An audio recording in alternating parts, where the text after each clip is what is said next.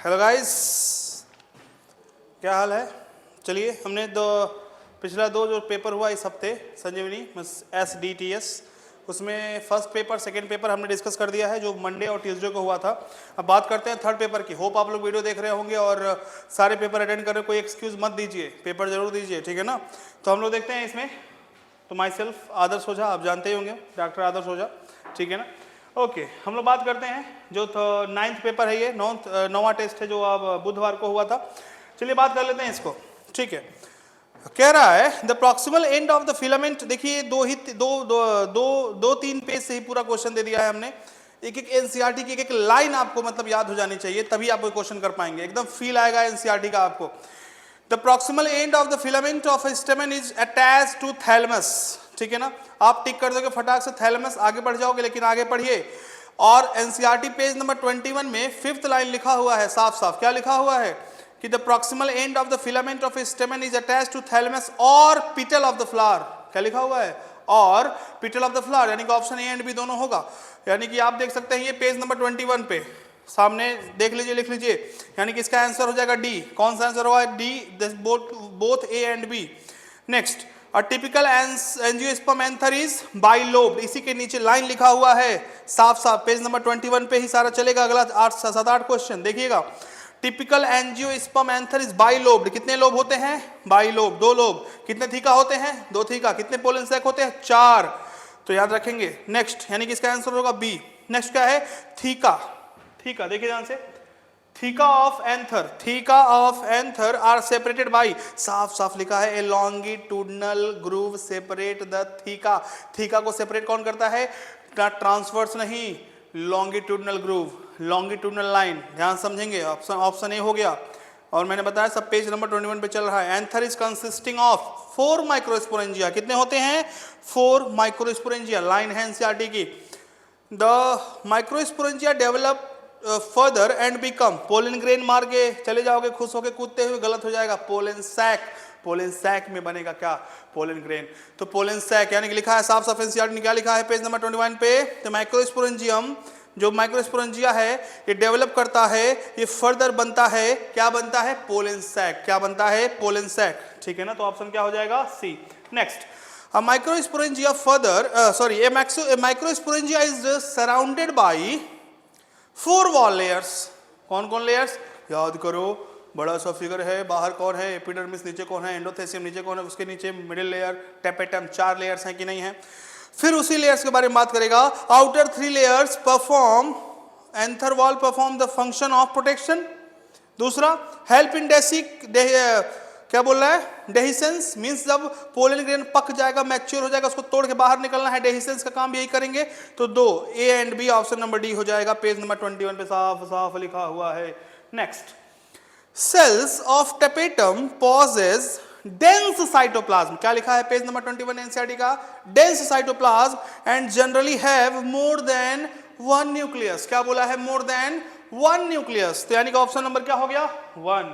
Next, Which of the following statement regarding microsporogenesis is correct? इसमें से कौन सा है जो माइक्रोस्पोरोजेनेसिस यानी कि माइक्रोस्पोर का निर्माण कौन सही इनकरेक्ट कह रहा है? क्या कह रहा है? इनकरेक्ट। तो पहला, as the anther develop, page number 22, page number 22 पे आ जाना और साफ साफ पढ़ना। जो पूरा पैरा है उसी को मैंने इसी में छाप दिया है। क्या है? As the anther develops the cell of the sporogenous tissue undergoes mitotic division. अच्छा, मतलब किसी को पैदा करना है बाबू, ध्यान समझिएगा। एक डिप्लॉइड प्लांट है, वो किसी को पैदा कर रहा है तो हैप्लॉइड बनाएगा ना। तो यहाँ पे क्या लिख दिया? माइटोटिक। माइटोटिक मतलब इक्वेशनल, यानी कि 2n से 2n बना देगा। बिल्कुल गलत है, वाह याद लिख दिया है, पहला ऑप्शन गलत। दूसरा क्या लिख रहा है? यानी कि आंसर पहला हो गया। बाकी तीनों के बारे में बात कर ले। Each cell of the sporogenous tissue is a potential pollen mother cell. बिल्कुल भी सही है, बिल्कुल ही सही है। The microspores as they are formed are arranged in a cluster of 4 cells. The microspore tetrad इसी को कहते हैं। और ये साफ साफ एनसीईआरटी ने लिखा है पेज नंबर 22, चिल्ला के कह रहा है। As the anthers mature and dehydrate, the microspore dissociate from each other and develop the pollen grain। सब सही है, पहला ऑप्शन गलत है, यानी कि इसमें क्या हो जाएगा? पहला ऑप्शन रॉन्ग, पेज नंबर 22। फिर आपने देखिए राइट वाले पेज पे आएंगे, यानी कि पेज नंबर 23 पे साफ साफ लिखा है what is the diameter of pollen grain? 25 से 50 micrometer.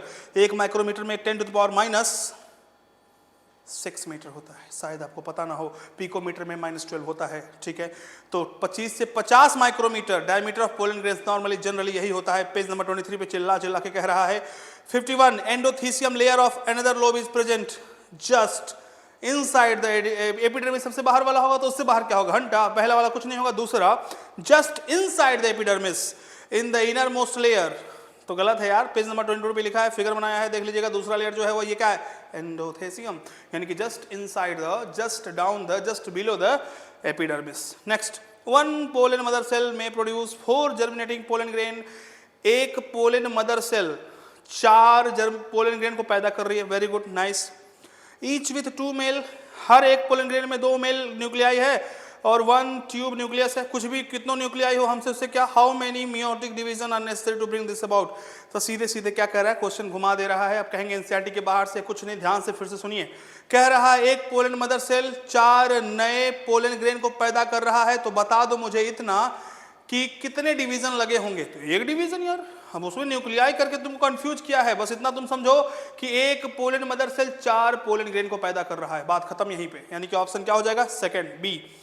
The pollen grain is, क्या बोल रहा है, देखो ये क्वेश्चन था, ये सब क्वेश्चंस। तो 1 पोलन मदर सेल अगर 4 पोलन ग्रेन को पैदा करना है तो 1 डिवीजन लाना होगा। कितना डिवीजन, 1 डिवीजन करना होगा, बस इतना ध्यान देना।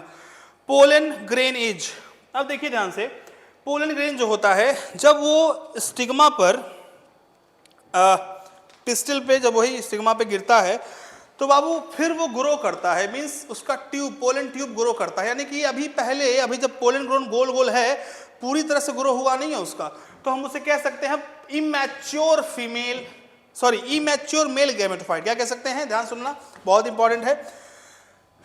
क्या कह देंगे, immature male gametophyte, male gametophyte, immature male gametophyte. कहीं लिखा नहीं है तो हम कह सकते हैं पार्शियली डेवलप्ड मेल गैमेटोफाइट, बात तो वही है ना।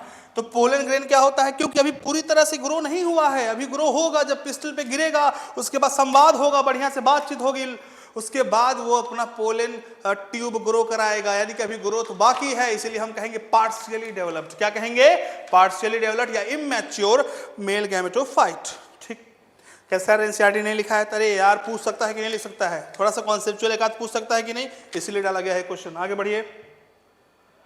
जम्पोर is the region where the exine is absent. साफ साफ चिल्ला चिल्ला कर एनसीईआरटी ने पेज नंबर 23 पे लिखा हुआ है कि जहां पे स्पोरोपोलेनिन एब्सेंट हुआ वहीं पे एक छोटा सा पोर प्रेजेंट होता है जिसे हम जर्म पोर कहते हैं, और वहीं से पोलन ट्यूब का ग्रोथ होगा। आगे बढ़िए। Meiosis can be observed in, meiosis can be observed in, तो बाबू मियोसिस वही करेगा जो क्या हो, डिप्लॉयड हो, और कौन डिप्लॉयड होगा, स्पोर मदर सेल, ये सब हैप्लॉयड है, यानी कि option A. Next, pollen grains are formed in, कहां बनता है, पोलन सैक में बनता है। किसमें बनेगा, पोलन सैक में बनेगा। किसमें बनेगा, पोलन सैक में, इसमें क्या ही देखना। नेक्स्ट, सिनर्जिड, देख ले बाबू, इसमें हैप्लॉयड डिप्लॉयड में सब कंफ्यूज होते हैं। मैं आपको एक बात बता दूं, राज की बात आज बता दूं, किसी से बताना मत। ये जो स्ट्रक्चर होता है, ये जो क्या होता है स्ट्रक्चर, 3 सेल्स यहां होते हैं, 3 सेल्स यहां होते हैं, एंटीपोडल भी हो गया, सिनर्जिड वगैरह सब हो गए, चैलेजल वगैरह जितने भी सेल्स होते हैं सब के सब क्या होते हैं, डिप्लॉयड, क्या होते हैं, हैप्लॉयड होते हैं। जो आपका एक सेल है वो भी क्या होगा, यही एक सेल है, इसी में एक ये एक सेल है, 2 यहाँ पे हैं, 3 हो गए, 3 3 6, और एक पूरा सेल हो गया 7, और यहीं पे होता है पोलर न्यूक्लियस। इसके पास 2 न्यूक्लियस हैं, 2 न्यूक्लियस का मतलब 2n का मतलब डिप्लॉयड, यानी कि जो पोलर सेल है यही बस डिप्लॉयड होगा, और बाकी जितने भी हैं मतलब कौन सिनर्जिड हो या फिर कौन हो एंटीपोडल्स हो, सब के सब क्या होंगे, सब हैप्लॉयड होंगे। तो ऑप्शन क्या हो जाएगा, हैप्लॉयड, यानी कि 57 कहाँ गया, आगे वाला क्वेश्चन है 57 का क्या हो जाएगा आंसर, डी, हैप्लॉयड, यानी कि सब के सब हैप्लॉयड होंगे। बस जो पोलर न्यूक्लियाई होते हैं, जो पोलर सेल्स होते हैं, बीच में जो 2 सेल होता है उसी को हम बोलते हैं क्या, डिप्लॉयड, क्योंकि उसके पास 2 न्यूक्लियस है, उसके पास 2 न्यूक्लियस सेंटर है, इसीलिए हम उसको क्या बोलते हैं, डिप्लॉयड, 2n।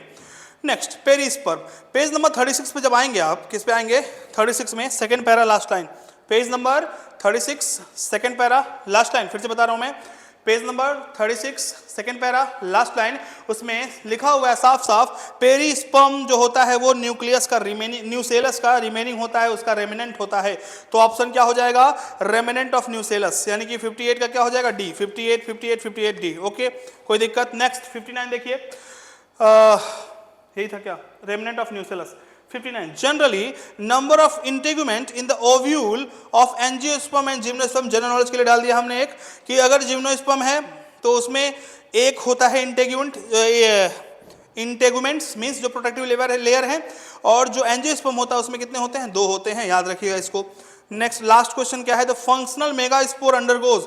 आपने पढ़ा है पेज नंबर 27 पे पूरा का पूरा एक क्राइटेरिया, पूरा प्रोसेस लिखा हुआ है, कैसे एक छोटा सा एम्ब्रियो सैक में कैसे से एक सेल डिवाइड होकर के कितना सेल्स बना रहा है, 7 सेल और 8 न्यूक्लियस बना दे रहा है। तो उस कितनी बार होता है, 3 बार होता है। कितनी बार होता है बाबू, 3 माइटोटिक डिवीजन। कौन सा डिवीजन, 3 माइटोटिक डिवीजन होता है, तब जाके एक मैच्योर एम्ब्रियो सैक बन जाता है। तो तब जाके वो 7 सेल एंड 8 न्यूक्लिएट बनेगा पूरा का पूरा। तो याद रखेंगे 3 माइटोटिक डिवीजन, और अगर नहीं है, हम पे विश्वास है, तो आप पेज नंबर 29 पे जाके पढ़ लेंगे, ठीक है। तो ये था टेस्ट नंबर 9। फिर टेस्ट नंबर 10 में आएगा कुछ क्वेश्चन, फिर टेस्ट नंबर 11 में आएगा, और जो टेस्ट नंबर 12 होगा बाबू, आपका पूरा का पूरा हफ्ते का निचोड़ होगा वो, कि देखिए कितना आपने अच्छे से पढ़ा है, 100 क्वेश्चंस का होगा, ठीक है ना। तो पढ़ते रहिए, हंसते रहिए, मुस्कुराते रहिए। All the very best. मिलते हैं हम लोग, और सभी लोग टेस्ट दें, ठीक है ना। कोई भी पैसा नहीं लग रहा है, कुछ भी नहीं है, आप आइए, अपने दोस्तों को बताइए, कोई किसी कोचिंग में पढ़ रहा हो, ये टेस्ट दे, और देखिएगा विद इन 2 मंथ ना कॉन्फिडेंस आए तो नाम बदल देंगे हम, किसका, कोचिंग का, ठीक है। Thank you.